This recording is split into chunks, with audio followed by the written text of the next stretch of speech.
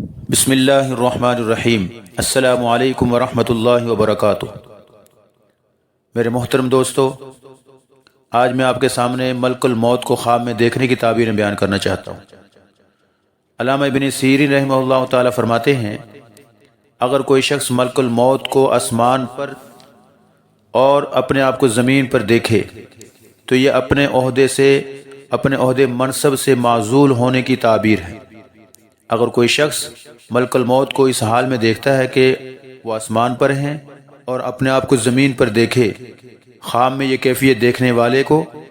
اس کی یہ تعبیر ہے کہ اپنے عہدے سے معزول ہوگا، اور اگر اپنے پاس دیکھے تو یہ موت کی نشانی ہے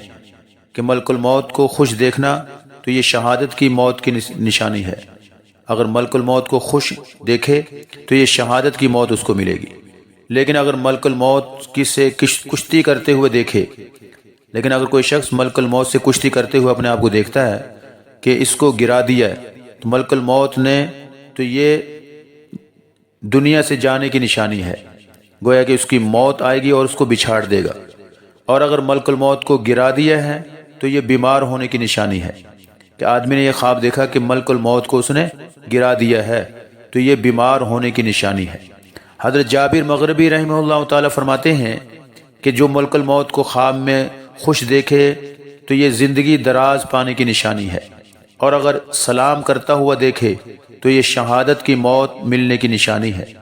اور اگر دیکھے کہ ملک الموت نے اس کو مٹھائی دی ہے اور اس نے اس کو کھایا ہے تو یہ شہادت کی موت پانے کی نشانی ہے۔ اسی طرح روح آسانی سے نکلنے کی نشانی ہے،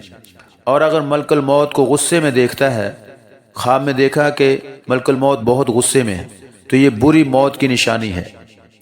اور اگر دیکھے کہ لوگ اس کو ملک الموت کی خبر دے رہے ہیں اور یہ دور سے ملک الموت کو دیکھتا ہے تو یہ بادشاہ سے کام پڑنے کی نشانی ہے،